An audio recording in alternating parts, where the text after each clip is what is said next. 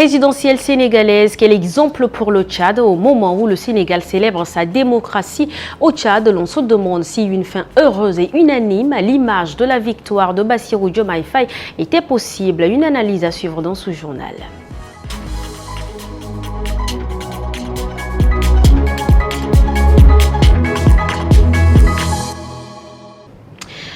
Bonsoir. Il y a quelques semaines de cela, l'on se posait encore cette question de savoir qui sera le prochain président du Sénégal. Mais ce 29 mars, Bassirou Diomaye Faye, candidat de l'opposition, a remporté l'élection présidentielle au premier tour, a proclamé la Cour constitutionnelle. Une élection qui s'est tenue sous haute tension. Relativement au déroulement de cette élection, Guénaoundoum Cynthia s'est entretenu avec un politologue sur la finalité de celle du Tchad. Regardez. C'est lui, Bassirou Diomaye Diakhar Faye, le nouveau président du Sénégal élu démocratiquement. Il a remporté le scrutin avec 54,28% des voix selon les résultats définitifs de la Cour constitutionnelle, soit 2 434 751 voix, soit plus de la majorité absolue des suffrages exprimés. Face à 19 autres candidats, une élection qui s'est tenue sous haute tension avec l'absence de l'opposant farouche au pouvoir de Macky Sall, Ousmane Sonko. L'issue pacifique de cette élection est saluée par la communauté internationale et le Tchad se veut aussi d'organiser une élection post-transition de la paix et la transparence. La présidentielle sénégalaise ne peut pas être comparée à la présidentielle tchadienne pour plusieurs raisons. La première raison, c'est la vitalité de la démocratie sénégalaise qui contraste avec la grande faiblesse de la démocratie tchadienne, si on peut considérer que c'est une démocratie. Le deuxième élément, c'est la grande force des institutions.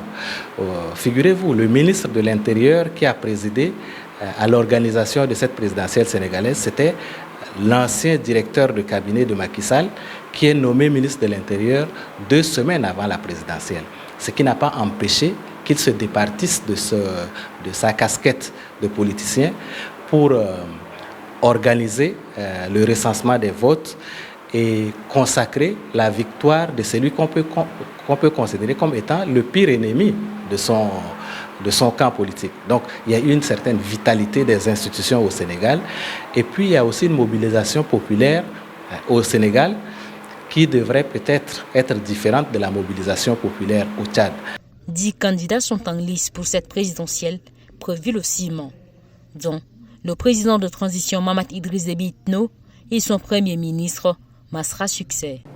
Et puisque nous parlons de politique, le bureau de soutien Avenir Solidarité dédié à la candidature de Mahamat Idriss Déby Itno, candidat de la coalition pour un Tchad uni, a officiellement lancé ses activités ce samedi 30 mars à l'auditorium d'un hôtel de la place Émidolinassou. Ils sont venus nombreux, hommes et femmes, tous militants du bureau de soutien au mouvement patriotique du salut MPS, avec un seul objectif, partager la vision, les valeurs, leur plan d'action pour soutenir la candidature de Mahamat Idriss Déby Itno jusqu'aux échéances électorales.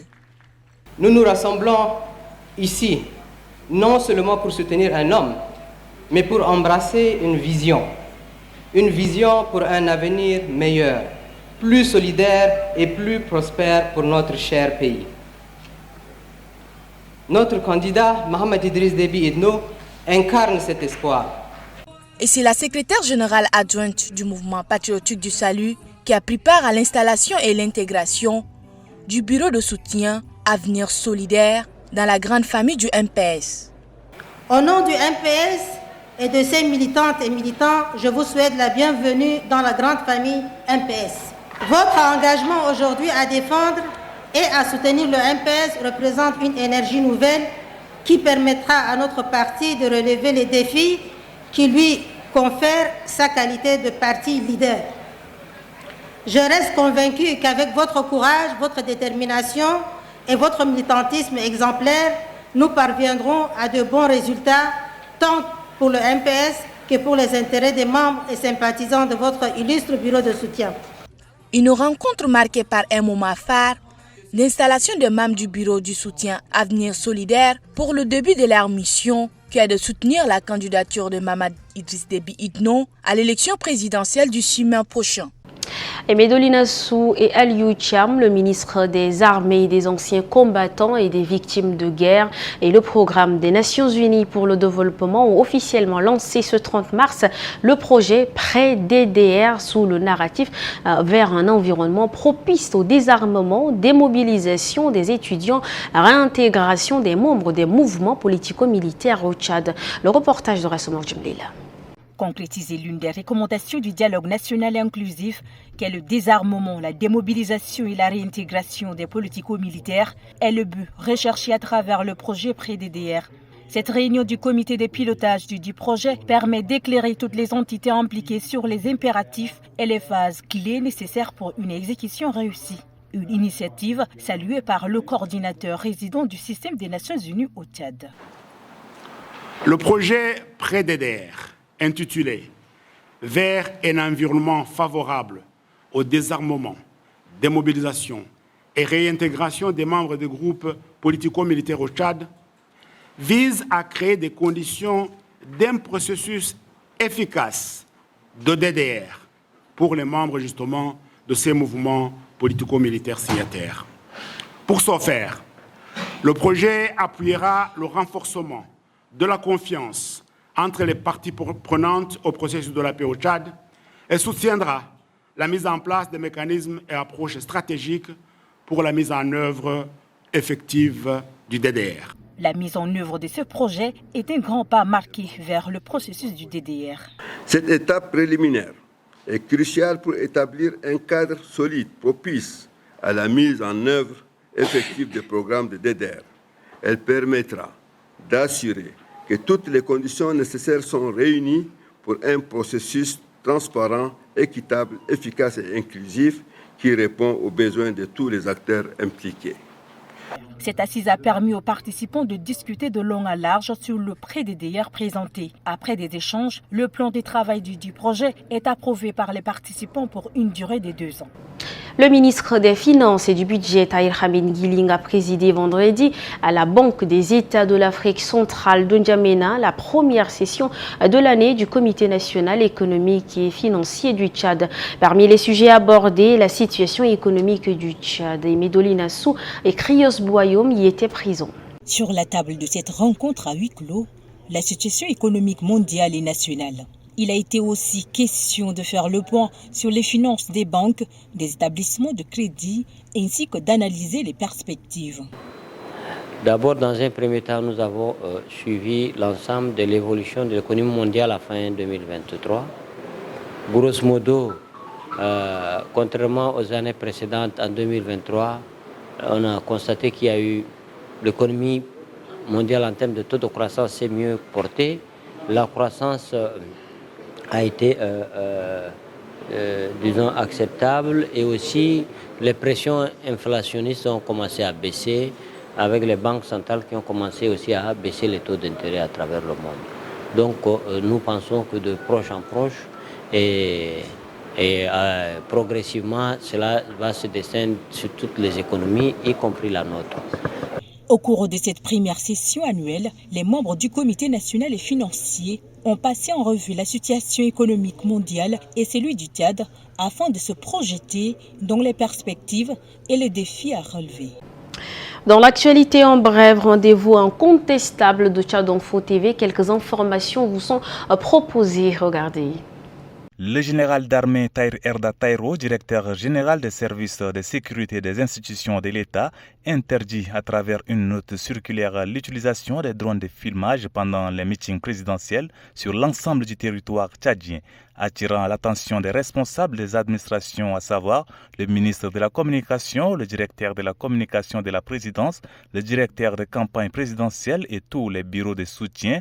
Le général d'armée Tahir Erda Taïro souligne que toute violation à cette note circulaire exposera les contrevenants aux sanctions prévues par les tests en vigueur. Suite au préavis de grève déposé par la Chambre des délégués du personnel de la SONASIM le 27 mars dernier, la direction générale de la société a tenu à répondre aux revendications des employés et à les rassurer sur son engagement à trouver des solutions durables aux problèmes rencontrés. La direction générale reconnaît la légitimité des revendications des employés concernant l'immatriculation et la déclaration à la CNPS, les échelons et catégorisations des employés, les retards de salaire ainsi que la prise en charge sanitaire. Malgré les défis de trésorerie auxquels la société est confrontée, la direction générale affirme mettre tout en œuvre pour résoudre ces problèmes dans les meilleurs délais.